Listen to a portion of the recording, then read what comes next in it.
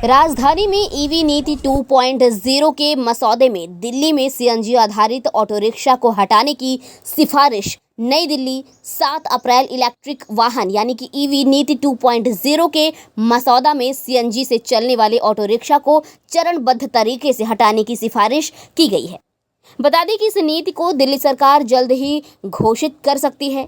EV नीति 2.0 के मसौदे के अनुसार इस साल 15 अगस्त से किसी भी सीएनजी ऑटो रिक्शा के पंजीकरण की अनुमति नहीं दी जाएगी। जी हाँ, इस साल 15 अगस्त से सीएनजी ऑटो परमिट का नवीनीकरण नहीं किया जाएगा और ऐसे सभी परमिटों को केवल ई ऑटो परमिट के लिए पुनः जारी किया जाएगा। बता दें कि नीति के मसौदे में ठोस अपशिष्ट ले जाने वाले जीवाश्म ईंधन से चलने वाले वाहनों को चरणबद्ध तरीके से हटाने की भी सिफारिश की गई है, जो नगर निकायों और शहर के बसों द्वारा बड़ी संख्या में उपयोग किए जाते हैं। नीति की अवधि के दौरान 10 साल से पुराने सभी सीएनजी ऑटो रिक्शा या तो पूरी तरह से बदले जाएंगे या फिर उनमें ऐसी नई तकनीक लगाई जाएगी जिससे वे बैटरी से चल सके। मसौदा नीति में एक सिफारिश में ये भी कहा गया है कि 15 अगस्त 2026 से पेट्रोल, डीजल, सीएनजी से चलने वाले दोपहिया वाहनों को अनुमति नहीं दी जाएगी। इसी प्रकार समिति ने सिफारिश की है कि 15 अगस्त 2025 से मालवाहक वाहनों के मामले में डीजल, पेट्रोल, सीएनजी से चलने वाले तिपहिया वाहनों के पंजीकरण की अनुमति नहीं दी जाएगी। इसमें डीआरसी और डीआईएमटीएस द्वारा संचालित सार्वजनिक परिवहन बसों को ई बसों में परिवर्तित करने की भी सिफारिश की गई है। नीति की शुरुआत के साथ डीटीसी और डीआईएमटीएस शहर संचालन के लिए केवल इलेक्ट्रिक बसें और अंतर्राज्यीय सेवा के लिए BS4 बसें खरीदेंगे। साथ ही निजी कार मालिकों को इलेक्ट्रिक कार तभी खरीदनी होगी जब उनके पास पहले से 2 गाड़ियां हो। ये सिफारिश ईवी नीति 2.0 की अधिसूचना के बाद प्रभावी होगी। भारत दर्पण टीवी के लिए दिल्ली से हमारे संवाददाता सेजल प्रजापति की यह खास रिपोर्ट। इसी तरह ताज़ा तरीन खबरों से अपडेट रहने के लिए देखते रहिए भारत दर्पण टीवी। नमस्कार। दिल्ली सरकार, दिल्ली सरकार।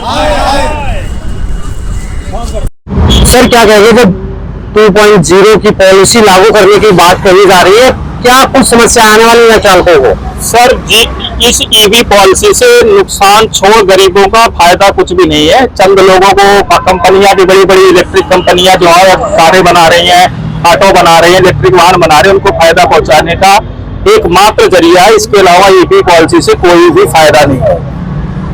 लगातार जो है कि जो ड्राइवर होते हैं वो कहीं ना कहीं अपनी जो ऑटो को परचेज करते हैं तो उसमें किस्तें होती है, वो क्या सिस्टम होता है, कितने टाइम की किस्तें होती है, किस तरह से आप लोग उसको पे करते हैं, किस्तें भरने में कितना समय निकल जाता है, सिर्फ उससे कमाई का समय कब बचता है? देखो जी, आज के बेरोजगारी के दौर में हर आदमी, आपको एक युवा, पुराने लोग, सब लोग ऑटो ड्राइवर क्यों बन रहे हैं? क्योंकि देश के अंदर बेरोजगारी है। आदमी क्या करता है, ऑटो कुछ दिन किराए पे चलाता है, उसकी मोटी मोटी किराया देना पड़ता है, लेकिन उस किराए को सोच के कुछ लोग दिमाग लगाते हैं हम किस्तों में जो किराया दे रहे हैं उससे किस्त देके गाड़ी अपनी बना ले। दिल्ली के अंदर ब्लैक में 7.5 लाख रुपए की गाड़ी है नई, और जो पुरानी भी है, अभी 10 साल पुरानी है, वो भी लोगों ने 6 महीने पहले, साल भर पहले 4 लाख की खरीदी है। और 6 महीने पहले जिन्होंने खरीदी अभी उसमें से 4 किस्तें दी होगी, उसके बाद ही उनका ऑटो बंद कर दिया जा रहा है। वो तो ऑटो जाके फाइनेंसर का हो जाएगा, फाइनेंसर उस ऑटो को पकड़ लेगा, उसकी परमिट रख लेगा, क्योंकि पहले पुराना पैसा जमा करो, उसके बाद नया ऑटो आपको ईवी देंगे। तो ईवी के चक्कर में इनका उन्हें करो। हम भी चाहते हैं कि प्रदूषण मुक्त दिल्ली हो, हम भी रोड पे घूमते हैं, हम भी बीमार होते हैं, हमें भी पोल्यूशन से दिक्कत है, लेकिन इसका मतलब ये नहीं है कि आप केवल ऑटो ही, आपको जो भी प्रयोग करना है ऑटो ड्राइवरों पे और ऑटो पे करना है, ये बिल्कुल सरासर गलत है और केवल थोपा जा रहा है। अब उससे मैडम बहुत समस्या होगी। ईवी पॉलिसी से, सीएनजी से सही था, इस गाड़ी को बंद करने से चार्जिंग की सबसे बड़ी समस्या आएगी। सबसे पहले सरकार चार्जिंग की व्यवस्था करे और सारी व्यवस्था करने के बाद लागू करे। हम तो चाहते हैं सबसे पहले कार वालों को लागू करें, जिनके पास 4-4, 10-10 गाड़ियां हैं, पोल्यूशन में फैला रही है। ऑटो की गिनती चुनती 50,000, 40,000 ऑटो है। अब बाकी के तहत ऑटो को इलेक्ट्रिक बनाना पड़ेगा। हाँ, बनाए। मैं ये नहीं कह रहा हूँ कि इस तरीके से काम करे।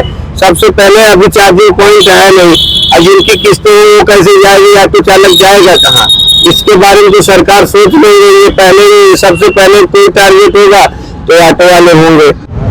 उसके बारे में यही कहेंगे कि अब पहले हम लोगों को लंबेटा चला दिया था, उससे बदल के फिर सीएनजी किया, उसमें हम लोगों की दिक्कत हुई थी।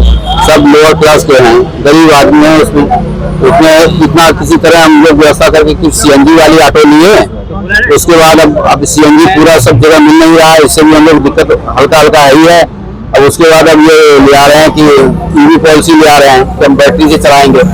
बैटरी से आप चलाइए, अगर चलाना तो ठीक है, लेकिन उसे सुविधा दीजिए। सुविधा हमें मिल नहीं रही है।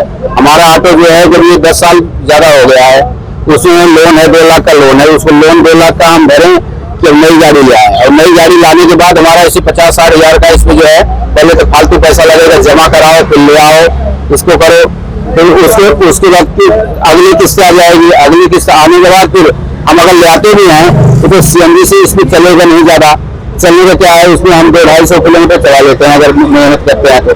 और इसमें क्या है, 100 किलोमीटर चलेगी, 120 किलोमीटर चलेगी।